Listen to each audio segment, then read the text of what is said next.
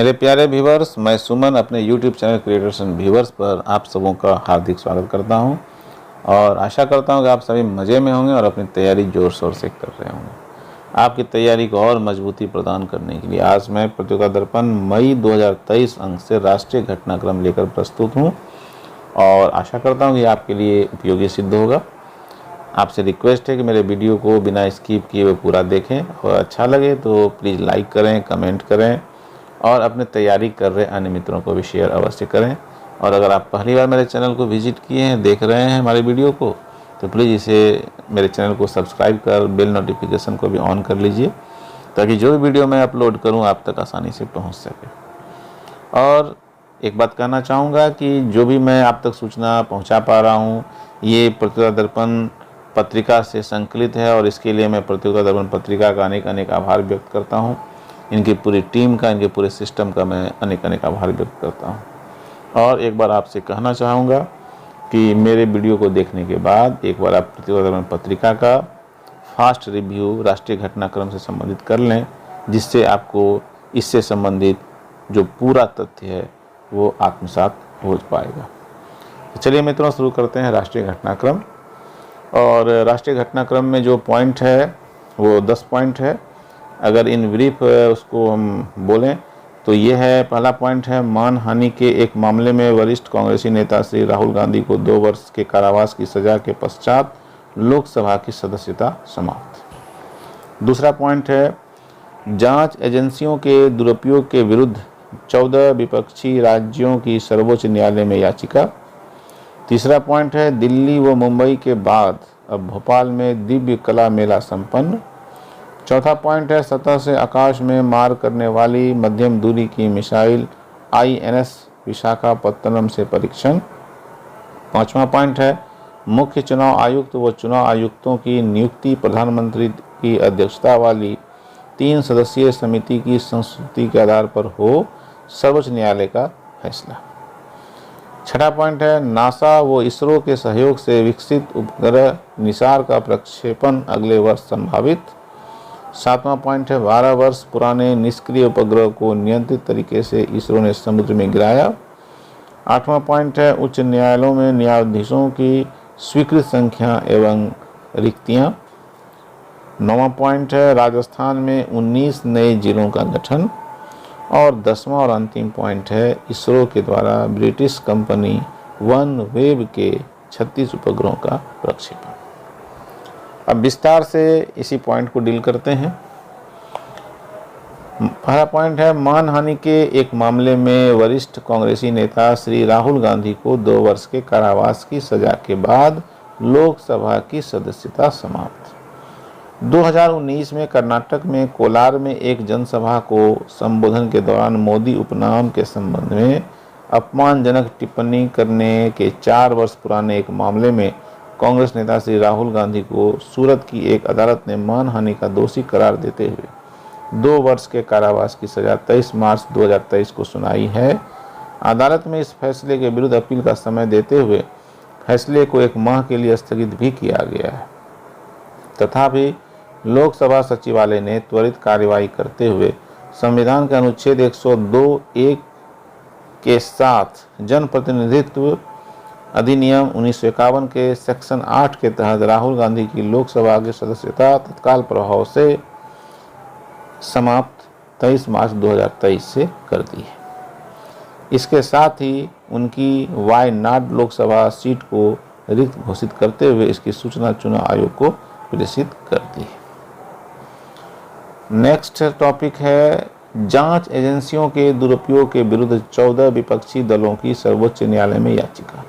देश के 14 विपक्षी राजनीतिक दलों ने केंद्र सरकार पर राजनीतिक विरोधियों के विरुद्ध CBI व प्रवर्तन निदेशालय ED जैसी एजेंसियों के दुरुपयोग का आरोप लगाते हुए एक याचिका सर्वोच्च न्यायालय में 24 मार्च 2023 को दायर की है, जिसमें गिरफ्तारियों, रिमांड्स तथा जमानत के लिए दिशा निर्देश तय करने की मांग सर्वोच्च न्यायालय से की गई है। कांग्रेस के नेतृत्व में 14 विपक्षी दलों ने एकजुटता दर्शाते हुए इस याचिका में कहा है कि CBI व ED के 95% मामले विपक्षी नेताओं के विरुद्ध हैं। NDA के सत्ता में आने के बाद सीबीआई व ईडी के द्वारा विपक्षियों के विरुद्ध दायर मामलों की संख्या में तीव्र वृद्धि की बात कहते हुए दोष सिद्धि की दर 4 से 5% ही बताई गई है। नेक्स्ट टॉपिक है दिल्ली व मुंबई के बाद अब भोपाल में दिव्य कला मेला संपन्न। देश भर के दिव्यांग कारीगरों, शिल्पकारों व हस्तकारों के जीवन में आत्मनिर्भरता लाने के लिए उनके उत्पादों के प्रदर्शन एवं विपणन के लिए एक मंच प्रदान करने के लिए देश भर में प्रमुख शहरों में दिव्य कला मेलों के आयोजन की सामाजिक न्याय व अधिकारिता मंत्रालय के दिव्यांगजन अधिकारिता विभाग की योजना है। ऐसा पहला दिव्य मेला 2 से 7 दिसंबर 2022 को नई दिल्ली में कर्तव्य पथ पर आयोजित किया गया था। इसी श्रृंखला में एक अन्य दिव्य कला मेले का आयोजन 16 से 25 फरवरी 2023 को मुंबई में तथा इसके बाद 12 से 21 मार्च को भोपाल में किया गया। भोपाल हाट में 12 से 21 मार्च 2023 को सामाजिक न्याय एवं अधिकारिता मंत्रालय के दिव्यांग जन अधिकारिता विभाग के तत्वावधान में आयोजित इस कला मेले में दिव्यांग शिल्पकारों के द्वारा निर्मित हस्तशिल्प, हथकरघा, कढ़ाई के काम तथा पैकेट बंद फूड, कपड़े, खिलौने, उपहार व घर की सजावट के सामान आदि अवलोकन व बिक्री के लिए उपलब्ध थे। मेले का उद्घाटन केंद्रीय सामाजिक न्याय और अधिकारिता मंत्री डॉक्टर वीरेंद्र कुमार व राज्य मंत्री कुमारी प्रतिमा भौमिक की उपस्थिति में मध्य प्रदेश के राज्यपाल श्री मंगू भाई पटेल ने 12 मार्च को किया। नेक्स्ट टॉपिक है सतह से आकाश में मार करने वाली मध्यम दूरी की मिसाइल का INS विशाखापत्तनम से परीक्षण। रक्षा क्षेत्र में एक और परीक्षण भारत ने 7 मार्च 2023 को किया, जब भारतीय नौसेना के युद्धपोत INS विशाखापत्तनम से सतह से आकाश में मार करने वाली मध्यम दूरी की missile MRSM medium range surface to air missile का सफल व सटीक परीक्षण किया गया। 275 किलोग्राम वजन की 4.5 मीटर लंबी और 0.45 मीटर व्यास वाली MRSAM का निर्माण रक्षा अनुसंधान एवं विकास संगठन DRDO व institute of actuaries of India IAI के सहयोग से सार्वजनिक क्षेत्र की कंपनी भारत डायनेमिक्स लिमिटेड के द्वारा किया गया है। 60 किलोग्राम वारहेड के साथ इस मिसाइल की रेंज 100 किलोमीटर तक है, अर्थात इस रेंज में दुश्मन के विमान, ड्रोन या मिसाइल को अपना निशाना यह बना सकती है। इन तथ्यों की पुष्टि मिसाइल के 7 मार्च 2023 के परीक्षण के द्वारा की गई है। छोटा टॉपिक है नासा व इसरो के सहयोग से विकसित उपग्रह निसार का प्रक्षेपण अगले वर्ष संभावित।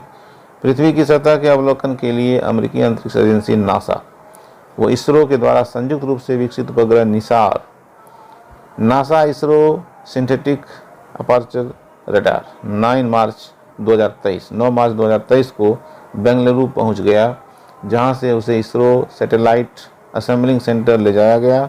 नासा के कैलिफोर्निया स्थित जेट प्रोपल्सन लेबोरेटरी में इसरो प्रमुख डॉक्टर एस सोमनाथ ने फरवरी माह में ही इसे रिसीव कर लिया था। बाद में अमेरिकी वायुसेना के एक C-17 विमान के द्वारा इसे बेंगलुरु लाया गया। इस पृथ्वी अवलोकन उपग्रह का प्रक्षेपण अगले वर्ष किया जाना संभावित है। अंतरिक्ष में रहते हुए यह उपग्रह पृथ्वी की सतह का अवलोकन कर डाटा तैयार करने में मदद करेगा। इसका उपयोग कृषि संबंधी मैपिंग, भूस्खलन के जोखिम वाले क्षेत्रों का अध्ययन करने, इन सब उद्देश्यों के लिए किया जाएगा। 40 फुट व्यास वाले उपग्रह से जोशीमठ जैसी घटनाएं होने से पहले ही चेतावनी मिल सकती है। सीमा पार पर होने वाले हलचलों के संबंध में भी सटीक जानकारियां इससे उपलब्ध हो सकेंगी। अत्यधिक उच्च क्षमता वाले इस उपग्रह में 2 अलग अलग रडार लगे हुए हैं। इसके लिए एस बैंड रडार के साथ स्पेसक्राफ्ट बस GSLV लॉन्च सिस्टम जहां इसरो ने उपलब्ध कराए हैं। स्पेसक्राफ्ट बस में L बैंड रडार व संबंधित उपकरण नासा ने फिट किए हैं। इस उपग्रह का जीवन काल 3 से 5 वर्ष अनुमानित है। उल्लेखनीय है कि इसरो ने 1979 में अब तक 30 से अधिक पृथ्वी अवलोकन उपग्रहों का विकास एवं प्रक्षेपण किया है, जो कृषि एवं मौसम आदि से संबंधित जानकारियां उपलब्ध कराते रहे हैं। निसार उपग्रह में सिंथेटिक अपर्चर रडार लगे होने के कारण भारत के किसी भी अनुपग्रह के द्वारा भेजी जाने वाली छवियों की तुलना में अत्यधिक हाई रिजोल्यूशन की ये इमेजेज भेज सकेगा। ठीक है, फिर नेक्स्ट टॉपिक है मुख्य चुनाव आयुक्त व चुनाव आयुक्तों की नियुक्ति प्रधानमंत्री की अध्यक्षता वाली 3 सदस्यीय समिति की संस्तुति के आधार पर हो, सर्वोच्च न्यायालय का फैसला ये है। चुनाव आयोग के कामकाज में निष्पक्षता बनाए रखने के लिए सर्वोच्च न्यायालय ने मुख्य चुनाव आयुक्त व चुनाव आयुक्तों की नियुक्तियों के मामले में एक ऐतिहासिक फैसला 2 मार्च 2023 को सुनाया है। न्यायमूर्ति के.एम. जोसेफ की अध्यक्षता वाली सर्वोच्च न्यायालय की 5 सदस्यीय संवैधानिक पीठ ने दूरगामी महत्व के फैसले के तहत देश में आयुक्तों की नियुक्ति की मौजूदा व्यवस्था को 2 मार्च 2023 को रद्द कर दिया और कहा कि चुनाव आयुक्तों की नियुक्ति के लिए जब तक संसद में कानून नहीं बन जाता तब तक मुख्य चुनाव आयुक्त और चुनाव आयुक्तों की नियुक्ति प्रधानमंत्री की अध्यक्षता वाली 3 सदस्यीय समिति की संस्तुति के आधार पर राष्ट्रपति के द्वारा की जाएगी। प्रधानमंत्री की अध्यक्षता वाली इस समिति में 2 अन्य सदस्य लोकसभा में नेता विपक्ष और देश के मुख्य न्यायाधीश होंगे।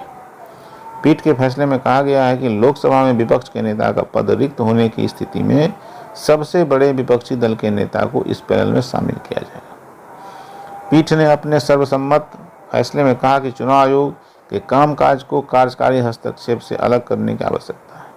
पीठ के अनुसार लोकतंत्र में चुनाव की पवित्रता सुनिश्चित होनी चाहिए, अन्यथा इसके विध्वंसकारी परिणाम होंगे।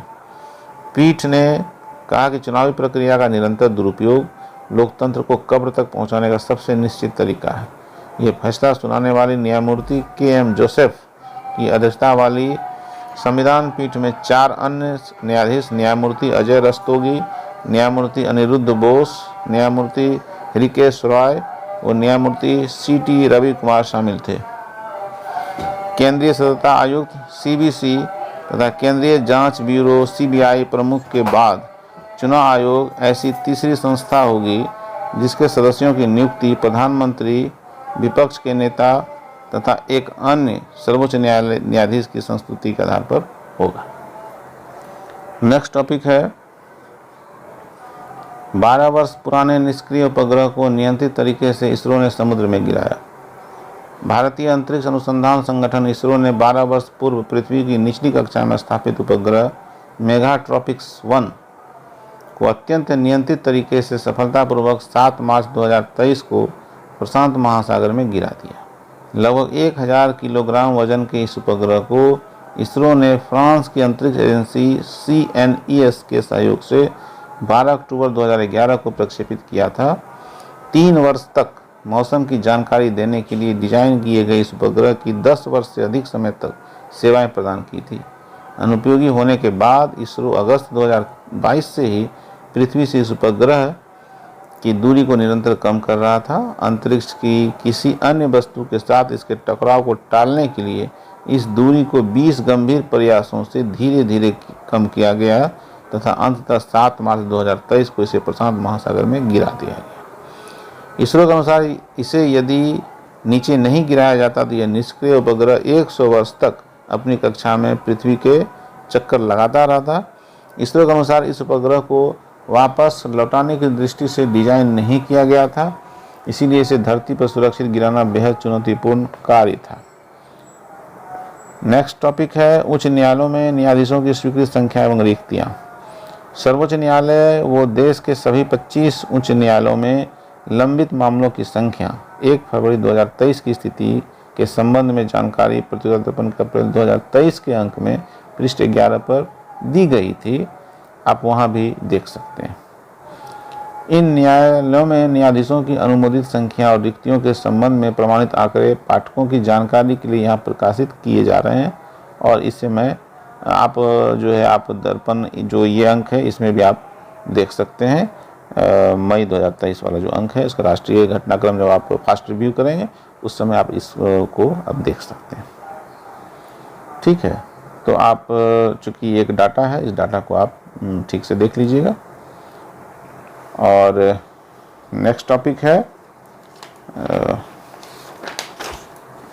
इसरो के द्वारा ब्रिटिश कंपनी OneWeb के 36 उपग्रहों का प्रक्षेपण।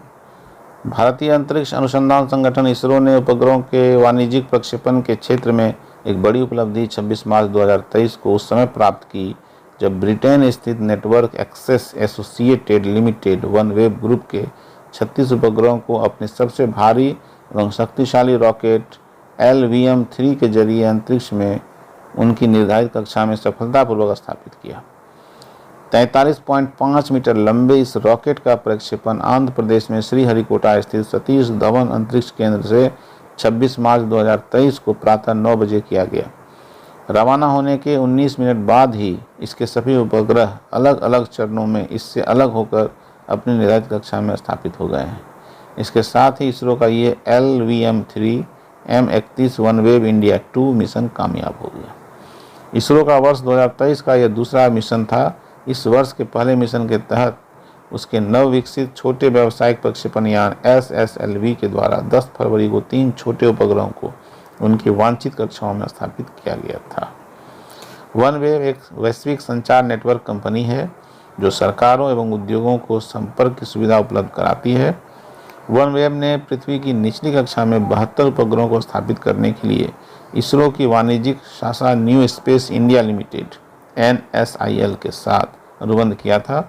इस अनुबंध के तहत वनवेव के लिए इसरो का यह दूसरा प्रक्षेपण था। वनवेव के लिए 36 उपग्रहों का प्रक्षेपण इसरो ने 23 अक्टूबर 2022 को किया था। 36 उपग्रह ने ताज़ा प्रक्षेपण में वनवेव के साथ किया गया यह अनुबंध पूरा हो गया। तो मित्रों, ये सारे जानकारी थी, ये सारे तथ्य थे जो पत्रिका दर्पण पत्रिका के राष्ट्रीय घटनाक्रम से लिया गया है और आप तक पहुंचाया गया है। और आशा करता हूं कि ये आपके लिए बहुत ही उपयोगी है और आप इसका लाभ उठाएं और एक बार पत्रिका दर्पण पत्रिका का फास्ट रिव्यू कर लें, जिससे आप पूरे कॉन्फिडेंट हो जाएं। और मित्रों, आप इसी तरह से अपनी पढ़ाई को गति प्रदान करते रहिए। और एक बार फिर से मैं पत्रिका दर्पण पत्रिका का अनेक आभार व्यक्त करता हूं, उनके पूरे टीम का, पूरे सिस्टम का। और मिलते हैं फिर नेक्स्ट वीडियो में नेक्स्ट टॉपिक के साथ। और तब तक के लिए आप व्यस्त रहिए, मस्त रहिए, खुश रहिए, मुस्कुराते रहिए, आसपास वालों को खुश रखिए, पूरा हेल्दी इन्वायरमेंट बनाए रखिए। Okay, bye.